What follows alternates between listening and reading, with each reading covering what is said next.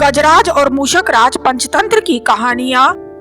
प्राचीन काल में एक नदी के किनारे बसा नगर व्यापार का केंद्र था। फिर आए उस नगर के बुरे दिन, जब एक वर्ष भारी वर्षा हुई। नदी ने अपना रास्ता बदल दिया, लोगों के लिए पीने का पानी न रहा और देखते ही देखते नगर वीरान हो गया। अब वह जगह केवल चूहों के लायक रह गई। चारों ओर चूहे ही चूहे नजर आने लगे। चूहों का पूरा साम्राज्य ही स्थापित हो गया। चूहों के उस साम्राज्य का राजा बना मूषक राज चूहा। चूहों का भाग्य देखो, उनके बसने के बाद नगर के बाहर जमीन से एक पानी का स्रोत फूट पड़ा और वह एक बड़ा जलाशय बन गया। नगर से कुछ ही दूर एक घना जंगल था। जंगल में अनगिनत हाथी रहते थे। उनका राजा गजराज नामक एक विशाल हाथी था। उस जंगल क्षेत्र में भयानक सूखा पड़ा। जीव जंतु पानी की तलाश में इधर उधर मारे मारे फिरने लगे। भारी भरकम शरीर वाले हाथियों की तो दुर्दशा हो गई। हाथियों के बच्चे प्यास से व्याकुल होकर चिल्लाने व दम तोड़ने लगे। गजराज खुद सूखे की समस्या से चिंतित था और हाथियों का कष्ट जानता था। एक दिन गजराज की मित्र चील ने आकर खबर दी कि खंडर बने नगर के दूसरी ओर एक जलाशय है।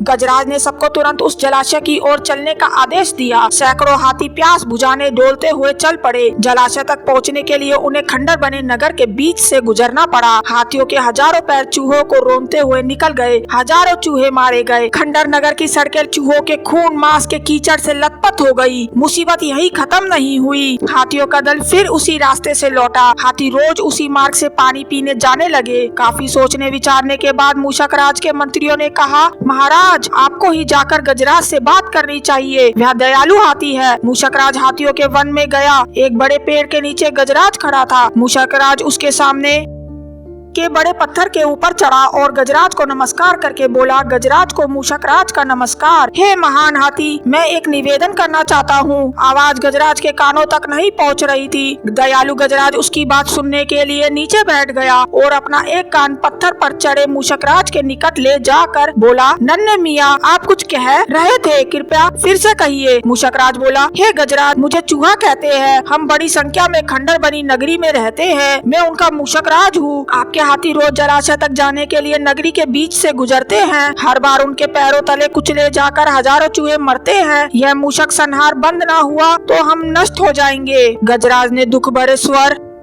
में कहा, मूषक राज, आपकी बात सुन मुझे बहुत शौक हुआ। हमें ज्ञान ही नहीं था कि हम इतना अनर्थ कर रहे हैं। हम नया रास्ता ढूंढ लेंगे। मूषक राज कृतज्ञता भरे स्वर में बोला, गजराज, आपने मुझ जैसे छोटे जीव की बात ध्यान से सुनी। आपका धन्यवाद। गजराज, कभी हमारी जरूरत पड़े तो जरूर याद कीजिएगा। गजराज ने सोचा कि यह नन्हा जीव हमारे किसी काम क्या आएगा, सो उसने केवल मुस्कुरा कर मूषक राज को विदा किया। कुछ दिन बाद पड़ोसी देश के राजा ने सेना को मजबूत बनाने के लिए उसमें हाथी शामिल करने का निर्णय लिया। राजा के लोग हाथी पकड़ने आए। जंगल में आकर वे चुपचाप कई प्रकार के जाल बिछाकर चले जाते हैं। सैकड़ों हाथी पकड़ लिए गए। एक रात हाथियों के पकड़े जाने से चिंतित गजराज जंगल में घूम रहे थे कि उनका पैर सूखी पत्तियों के नीचे छल से दबा कर रखे रस्सी के फंदे में फंस जाता है। जैसे ही गजराज ने पैर आगे बढ़ाया, रस्सा कस गया। रस्से का दूसरा सिरा एक पेड़ के मोटे तने से मजबूती से बंधा था। गजराज चिंघाड़ने लगा। उसने अपने सेवकों को पुकारा, लेकिन कोई नहीं आया। कौन फंदे में फंसे हाथी के निकट आएगा? एक युवा जंगली भैंसा गजराज का बहुत आदर करता था। जब वह भैंसा छोटा था तो एक बार वह एक गड्ढे में जा गिरा था। उसकी चिल्लाहट सुनकर गजराज ने उसकी जान बचाई थी।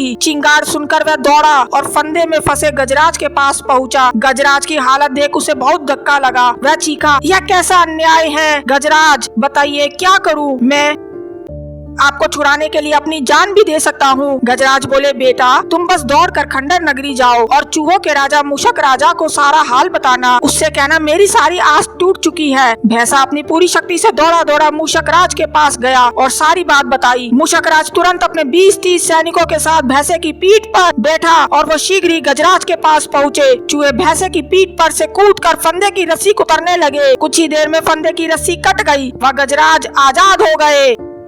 शिक्षा, आपसी सद्भाव व प्रेम सदा एक दूसरे के कष्टों को हर लेते हैं। अगर आपको ये कहानी अच्छी लगी तो इस वीडियो को लाइक और चैनल को सब्सक्राइब करना ना भूलिएगा, ताकि इस तरह की और भी स्टोरीज आपको मिल सके। Thanks for watching.